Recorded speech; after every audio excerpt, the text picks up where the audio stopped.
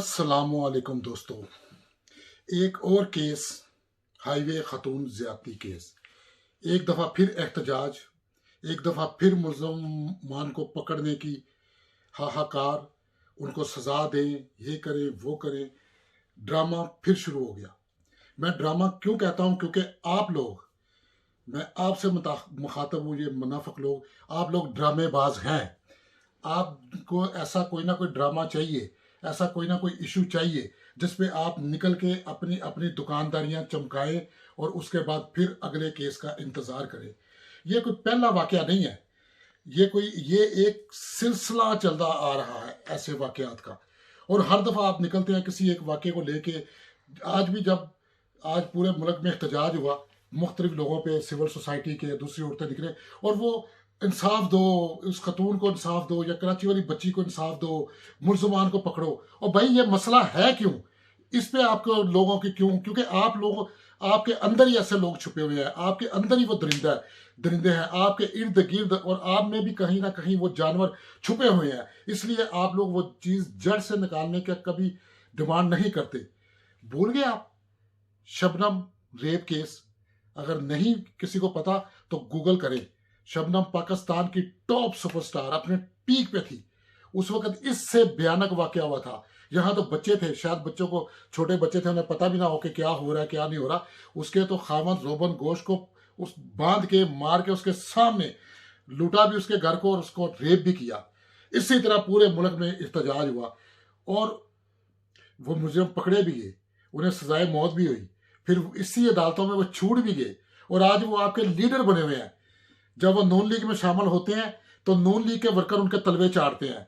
जब वो पीटीआई में गए तो इमरान खान साहब ने उनको वो क्या कहते हैं, टट्टे उठाए, तो उनसे पैसे वसूल किए। तो ये तो औकात है आप लोगों की। और फिर बाकी लीडरान का क्या है? लीडरान जब कोई बात करता है, आपके हक की बात करता है, तो उसको आप गद्दार, उसको आप गालियां निकालते हैं, उसको आप मुल्क दुश्मन कहते हैं। कौन सा लीडरशिप आपकी पाक साफ है? फलां लीडर की लड़की भाग गई, 5 साल की प्रेग्नेंट थी, उसकी बाद में शादी कर दी, फलां लीडर के बच्चे ने ये कर दिया, फलां जज के बेटे ने फलां करप्शन कर दी, उस जर्नल ने ये कर दिया, उस जर्नल के। कौन एक मुझे बता दे, जरदारी एंड कंपनी से लेकर शरीफ बरादरान, मौलाना डीजल, ये जर्नल, ये जज साहबान, कोई एक बता दें जो करप्शन से पाक हो। तो जब इस किस्म के चोर लुटेरे क्रिमिनल लोग लीडरशिप जिस मुल्क में होगी, तो नीचे क्या फरिश्ते होंगे?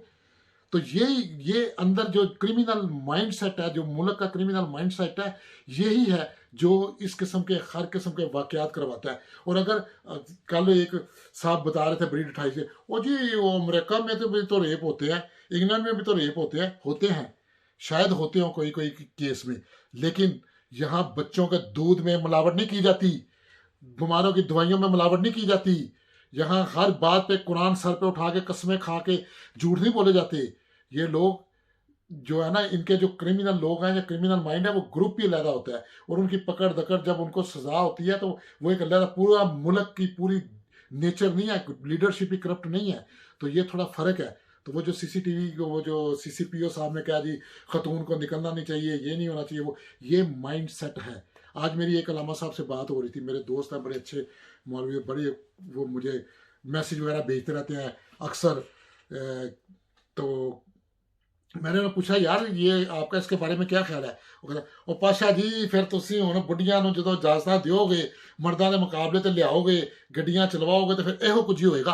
और लानत है ऐसी कौम पे, ऐसे लोगों पे, ऐसी सोच पे जो ये सोचते हैं कि जब औरत को आज़ादी दोगे, औरत जब गाड़ी चलाएगी, औरत बाहर निकलेगी, तो उसके साथ यही होगा। ये कि आप मर्दों के साथ क्यों नहीं होता? आप मर्दों के साथ भी बच्चों के साथ होता है, आपके साथ नहीं होता। शायद आप लोगों के साथ बचपन में हो चुका है, इसलिए आपको जो है ना इसका नजर नहीं आता। और आज कराची में कितनी बड़ी रैली निकली। मैं नहीं कहता कि मैं दुनिया के हर बुजुर्ग की इज्जत करता हूँ, हर अपने से बड़े की इज्जत करता हूँ, खा वो हिस्टोरी में हो, मजहब में हो, किसी में जगह पे भी हो, हर बुजुर्ग की इज्जत करनी चाहिए, हर एक की इज्जत करनी चाहिए।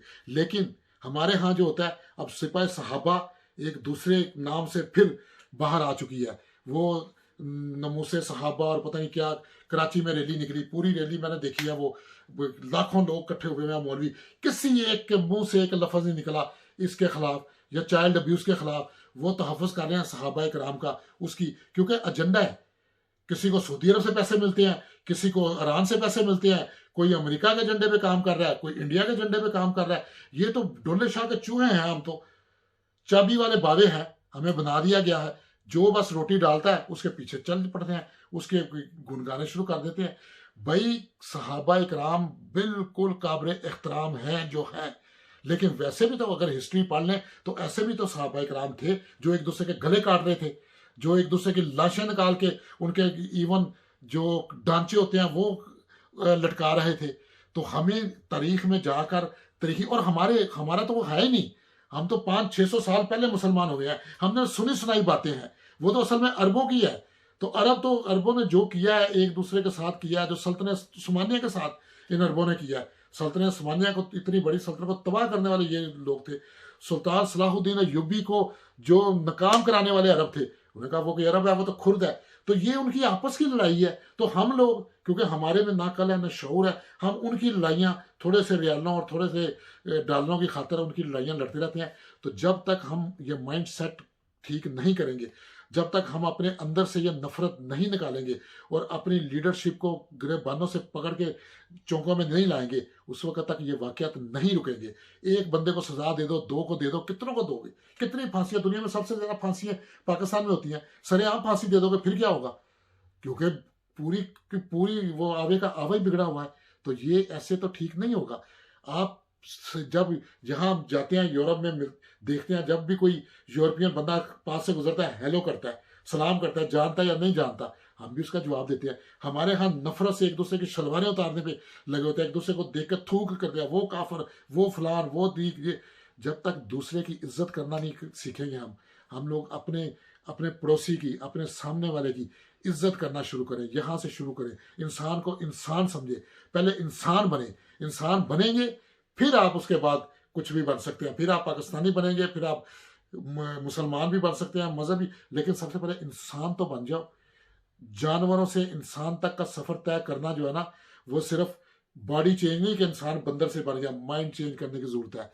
हमारे यहाँ तो ये है कि मस्जिद में बच्चेबाजी हो रही होती है और साथ ही वो करने वाला भी और करवाने वाला भी दोनों एक ही साथ में खड़े होकर नमाज पढ़ रहे होते हैं। क्योंकि जी नमाज कहते हैं, ये तो नमाज बस हमारे लिए इस्लाम सिर्फ 5 वक्त की नमाज है। जितना मर्जी जुर्म कर लो, हिरवन बेच लो, चिट्टा बेचो, मनी लॉन्ड्री कर लो, दुनिया के पूरे क्राइम कर लो, लेकिन टाइम पे नमाज जरूर पढ़ लो। हुकूक के बाद वहां पड़े होंगे, कोई फला होगा, किसी की माँ बीमार है, उसको अस्पताल लेके जाना आपके। और ऐसे वाकई हैं, ऐसे लोग हैं, वो 1 मिनट यार मैं नमाज पढ़ लूँ फिर तुम्हारे साथ चलता हूँ।